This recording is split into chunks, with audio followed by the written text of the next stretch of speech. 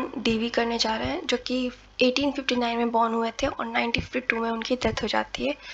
तो ये बॉर्न हुए थे वर्मोंट में, यूएसए में बेसिकली, और इन्होंने अपनी जो यूनिवर्सिटी है वर्मोंट में ही कंप्लीट की। एंड फिर वो लोगों को, बच्चों को लैटिन और अलजेब्रा और साइंस सिखाने लगा स्कूल में, ठीक है, पेंसिल्वेनिया में, ये भी यूएस में ही है। एंड उसके बाद वो एक रूरल स्कूल ज्वाइन करते हैं बरिंगटन के पास ही, जहाँ पे वो इकलौते टीचर होते हैं गांव में, मतलब टीचिंग ले लेते हैं। फिर वो रिसर्च करने लगते हैं डॉक्टरल डिग्री के लिए। एंड 84 में यूनिवर्सिटी ऑफ मिशिगन, ये भी यूएस में ही है, वहाँ पे अपॉइंट इनको किया जाता है फिलॉसफी और साइकोलॉजी के इंस्ट्रक्टर के तौर पे, टीचर के तौर पे, ठीक है। तो एक कंबाइंड डिपार्टमेंट ये खोलते हैं फिलॉसफी, साइकोलॉजी एंड पेडागोगी का at University of Chicago as a chairman. मतलब कंबाइंड डिपार्टमेंट, मतलब एक ही डिपार्टमेंट में सब कुछ पढ़ाया जाएगा।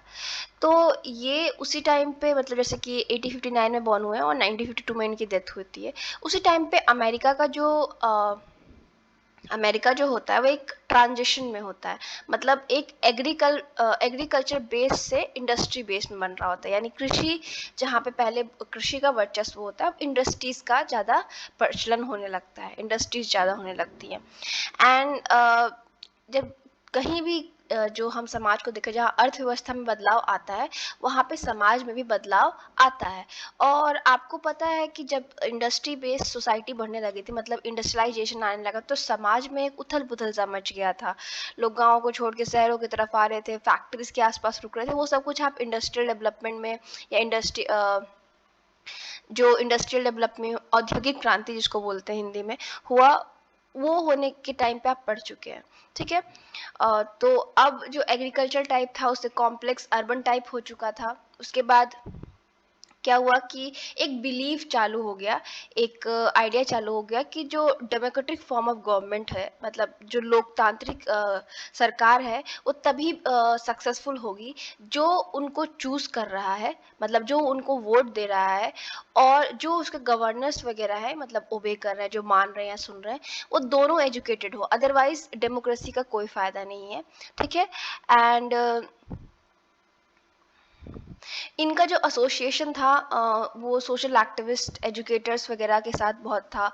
एंड इस वजह से भी इनके आइडियाज़ पे उनका इम्पैक्ट बहुत ज़्यादा पड़ता है जॉन डीवी पे, ठीक है। उसके बाद इनका मेजर, अगर आप आइडिया देखेंगे तो एक बात इनके बारे में समझ लीजिए, लोकतांत्रिक आइडियाज़ को समाज में किस तरीके से बरकरार रखिए, लोकतंत्र क्या है, उसके आसपास ज़्यादा घूमता है, ठीक है। तो ये बोलते थे कि enhance the relevance of democracy in society, which he felt had not to do just with governance but also with the proclamation of democratic ideas in the process of daily life, ठीक है। तो इनकी जो ideas थी वो democracy के आसपास घूमती थी। अब उनके हिसाब से कि डेमोक्रेसी, तो जॉन डीवी जो थे उनका लोकतंत्र में काफ़ी ज़्यादा विश्वास था, जैसे कि मैंने आप लोगों को बताया। और उनका जो अप्रोच था वो रियल लाइफ सिचुएशन पे ही मतलब बेस्ड था। उन्होंने जो भी अपना एजुकेशन को लेके और भी अप्रोचेस बनाए, वो बेसिकली लोकतंत्र और रियल लाइफ सिचुएशन पे था।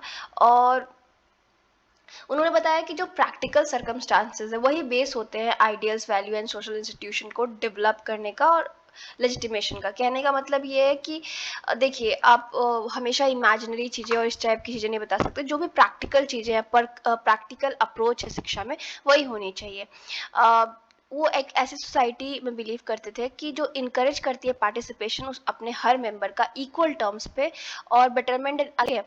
अब यहाँ पे बेसिकली ये डेमोक्रेसी को ही डिफाइन कर रहे हैं कि एक ऐसी सोसाइटी जो हर लेवल पे हर किसी को पार्टिसिपेट करने के लिए, हर किसी को, ठीक है, एवरी पर्सन को, और इक्वल टर्म्स पे, कि समाज को बेटर किया जा सके। उसके बाद जो इंस्टीट्यूशन है उसको रीएडजस्ट भी किया जा सके चीज़ों के हिसाब से, समय के बदलाव के हिसाब से, ठीक है।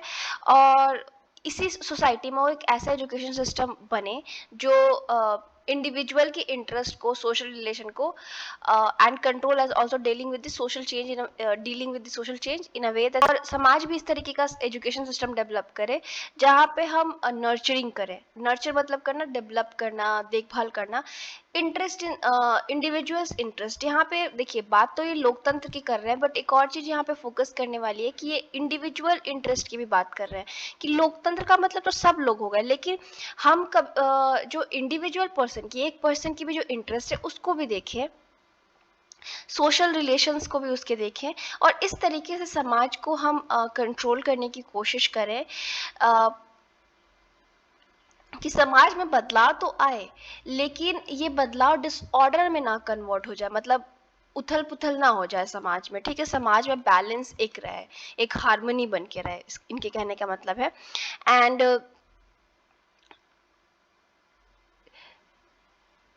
और इस ये जो एजुकेशन है, मान लीजिए कि एजुकेशन आपको पता है कि बहुत बड़ा टूल है, तो एजुकेशन के थ्रू हम बच्चों के माइंड में ये जो लोकतंत्र और ये सारी वैल्यूज़ और आइडियाज़ हैं, इसी के थ्रू हम डाल सकते हैं। ठीक है, एंड इसीलिए वो मानते थे कि जो एजुकेशन है वो improvement of equality of experience. ठीक है, एक तरीके से हमारा जो क्वालिटी ऑफ एक्सपीरियंस होता है या सोशल लाइफ हमारी होती है, उसको मतलब बेटर करने में काम करता है।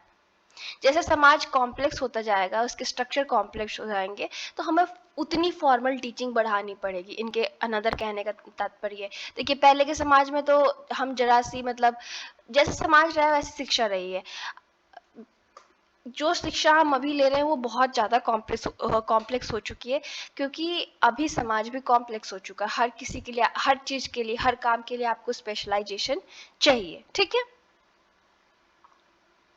उसके बाद स्कूलिंग जो है वो एक तरीके का बेसिक सोशल प्रोग्रेस और डेमोक्रेसी के लिए बहुत ज़्यादा ज़रूरी है। तो according to Dewey unlimited objective of school and process of schooling or to foster the growth and expansion of democracy। School का जो अल्टीमेट गोल होना चाहिए, जो स्कूल जिस वजह से है, एक तो सोशल प्रोग्रेस और डेमोक्रेसी को बना के रखे, और उस मतलब समाज में बदलाव भी हो, उसके बाद लोकतंत्र भी बना रहे, और उस लोकतंत्र को बढ़ावा भी मिले, ह्यूमन राइट्स, लोगों की बातें, लोगों के द्वारा चूज किया हुआ गवर्नमेंट, ये सब जो आइडियाज है वो बरकरार रहे। वरना ऐसे बहुत सारा टाइम आएगा या ऐसे बहुत सारे लोग आएंगे जब कोशिश करेंगे कि वो लोकतंत्र को खत्म कर दें। आपको जिस तरीके से पता होगा कि इतिहास इसका गवाह है कि ऐसी कई बार चीजें हो चुकी हैं।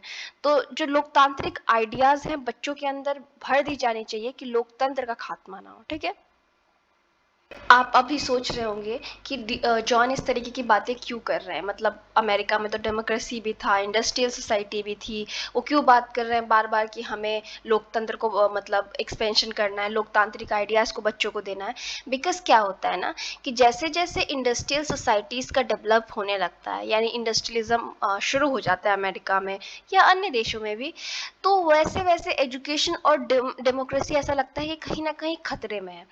लगता है और है में बहुत डिफरेंस नहीं होता। बिकॉज क्या होता है, देखिए इंडस्ट्रियल सोसाइटी में क्या होता है, एक अमीर इंसान जिसके पास पैसा है वो अपनी फैक्ट्रीज वगैरह खोलेगा, उसमें गरीब लोगों को वो रखेगा, और इस तरीके के समाज जाता है ना, ऊंच नीच समाज में बढ़ जाती है। तो जिस लोगों के पास पैसा है, आपको जिस तरीके से पता है, पैसा होगा तो पावर भी आएगा, पावर होगा तो वो चाहेंगे कि हर चीज़ को कंट्रोल करें, एजुकेशन से लेके लोकतंत्र को वो कंट्रोल करने की कोशिश करेंगे। इसलिए बार बार रूवी कह रहे हैं कि हमें शिक्षा के थ्रू लोकतांत्रिक आइडियाज, लोकतंत्र को बचाने की कोशिश करनी चाहिए, और इतना बच्चों को लोकतांत्रिक बना देना चाहिए कि कोई भी उन पे इस तरीके से काबू ना कर सके। उसके बाद ये बोलते हैं कि जो स्कूल है वो raising children who would follow the dictates of the teacher. देखिए एक और चीज़ यहाँ पे बात कर रहे हैं कि इस स्कूल जो है ना इस तरीके से बच्चों को रेस कर रहा है कि वो जो भी टीचर बोले ना उसी को माने, और वही पुराना घिसा पिटा जो जो कुछ भी पढ़ाया जा रहा है उसे ही रट्टा मार रहे हैं, याद कर रहे हैं, कुछ क्वेश्चन नहीं कर रहे हैं। एंड और जैसे कि आपको पता है कि टीचिंग को भी जब वही क्लास कंट्रोल कर रहा है, रिच क्लास, तो वो एक तरीके से उनको लेबर में कन्वर्ट करने की कोशिश कर रहा है। वो लेबर जो बस उनकी बात माने, कभी क्वेश्चन ना करे और काम करता रहे। ठीक है, और वो फिर इंडस्ट्री में जाके बच्चे काम करेंगे। तो उन्होंने बोला कि उन्होंने मतलब इस आइडिया का अपोज किया कि जो ये टीचिंग लर्निंग मेथड है जहाँ पे बच्चों को अलर्ट, फोकस, कभी क्वेश्चन ना करने की इस टाइप का बनाया जा रहा है, वो सही नहीं है। स्कूल्स को ऐसा करिकुलम डेवलप करना चाहिए जो सोशल एक्सपीरियंस से हो। एंड सोशल एक्सपीरियंस से मतलब क्या है, जो समाज में एक्सपीरियंस दे आपको, जो एक सामाजिक मनुष्य बनाने में आपकी मदद करे। और दूसरा, तो ये बात करते हैं कि जो स्कूल्स में इस प्रकार का जो करिकुलम डेवलप होना चाहिए, वो लोगों के सोशल एक्सपीरियंसेस से बढ़ा बड़ा होना चाहिए, यानी सोशल एक्सपीरियंसेस में होना चाहिए। I am sorry. तो सोशल एक्सपीरियंसेस का मतलब क्या है कि हर तरीके की जो सामाजिक हमारी वो होती है, मतलब हम समाज में जो रहने के लिए हमें स्किल्स की ज़रूरत है, जो समाज में पहले रह चुके हैं उनकी स्टोरीज, हर प्रकार के लोगों की स्टोरीज। मतलब एजुकेशन कंट्रोल्ड नहीं होना चाहिए, जो कि था, ठीक है। और वो बहुत ही क्रिटिसाइज करते हैं पब्लिक स्कूल्स को, वो क्योंकि इस वजह से जो एजुकेशन है या जो लर्निंग एबिलिटी है, वो नॉलेज और लिव्ड एक्सपीरियंस के बीच में एक तरीके से बट गया है, वो मतलब डिवाइड हो गया है, ठीक है। ये डेमोक्रेसी इन एजुकेशन में लिखते हैं, जो स्कूल है वो एक कम्युनिटी लाइफ वाला एक्सपीरियंस दे, और स्कूल का जो काम हो अ, ऐसा डेवलप करना, या इस तरीके के कॉमन एक्सपीरियंसेस डेवलप करना। एजुकेशन बिकम क्या होना चाहिए कि जो भी समाज है, समाज का एक छोटा स्वरूप स्कूल्स में प्रोवाइड करना चाहिए, जहाँ पे सिर्फ शिक्षा नहीं, वहाँ पे और भी एक्टिविटीज साथ में होनी चाहिए। लाइक किस तरीके से मतलब हम लोग स्टडी को या डेवलपमेंट को या एक्सपीरियंसेस को, लोगों के एक्सपीरियंसेस को, लीडर्स को और हर कम्युनिटी की चीज़ों को एक साथ मतलब स्कूल में दे। तो स्कूल सिर्फ किताबी मतलब नहीं होना चाहिए, इनके कहने का तात्पर्य था स्कूल में और भी चीज़ें होनी चाहिए। उसके बाद nurtured playground, schools, work rooms, laboratories, इन सब के बीच में एक कनेक्शन होना चाहिए। मतलब बच्चा खेल भी रहा है, पढ़ भी रहा है, वर्क रूम होना चाहिए, लेबोरेटरी जहाँ पे सीख रहा है। और उसके बाद learning in school should not be separated from outside school, जो कि मैंने बात कही। एक समाज का छोटा स्वरूप हमें स्कूल में प्रोवाइड करना है।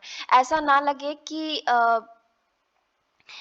बाहर की लर्निंग अलग है और स्कूल के अंदर अंदर जो लर्निंग है वो अलग है, ठीक है। समाज से स्कूल का एक बहुत बड़ा कनेक्शन है, और स्कूल एक समाज का छोटा स्वरूप होता है। तो दोनों की जो लर्निंग है उसमें ऐसा एलिमेंट होना चाहिए, ऐसा तत्व होना चाहिए कि हम स्कूल में सब कुछ सीख रहे हैं समाज के बारे में, ठीक है।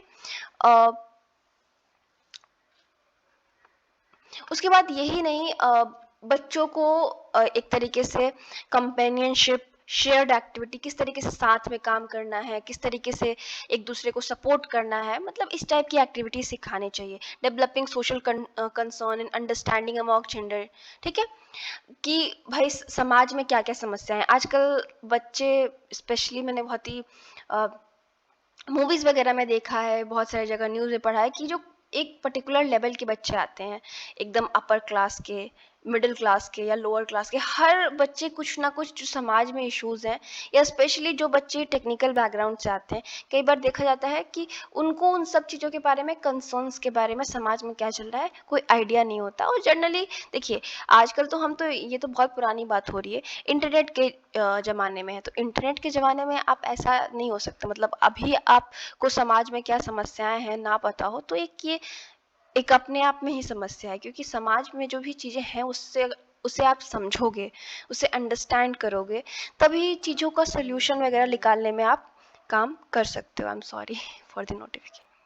ये सब सिखाना है। उसके बाद एजुकेशनल स्कीम ऐसा होना चाहिए कि उसका एक सोशल एम होना चाहिए, वर्थ वाइल होना चाहिए, और स्कूल बिकम एक, जैसे कि मैं बार बार बोल रही हूँ, स्कूल एक मिनिएचर कम्युनिटी बन जानी चाहिए, मतलब जो समाज का एक छोटा स्वरूप हो। हर तरीके, एक बस ऐसा नहीं हो कि हम स्कूल जा रहे हैं जो चार दीवारी के बीच में एक अजीब सी किताब लेके कुछ भी पढ़ा रहा है और रटवा रहा है। वो समाज का एक दर्पण होना चाहिए, समाज का एक छोटा स्वरूप होना चाहिए, जहाँ बच्चे जाके सीख रहे हैं, ठीक है। वहाँ सोशल लाइफ अपनी किस तरीके से देना है, समाज में किस तरीके से रीएडजस्टमेंट करना है, किस तरीके से ग्रोथ होगा, लोगों की एक्सपीरियंसेस, चीज़ें, सब कुछ कल्चर के बारे में स्कूल में सीखना चाहिए। तो इनका जो अप्रोच था एजुकेशन का, वो काफ़ी ओवरऑल अगर हम देखें तो ऐसा अप्रोच था किस तरीके से स्कूल को एक बेटर प्लेस बनाया जा सके जहाँ बच्चों को भी मज़ा आए, वहाँ पे हर टाइप का डेवलपमेंट भी हो, और कहीं ना कहीं वो डेमोक्रेसी को बचाने का, डेमोक्रेसी को प्रिजर्व करने का तरीका सीखे। मेजर वर्क की बात करें तो स्कूल एंड सोसाइटी है, चाइल्ड एंड करिकुलम है, हाउ इट थिंक है, डेमोक्रेसी एंड एजुकेशन है, the public and it's problem है, जैसे कि बात करते हैं कि बच्चों को भी इशूज़ के बारे में पढ़ाना चाहिए, एक्सपीरियंस इन एजुकेशन है। Thank you so much, have a nice day.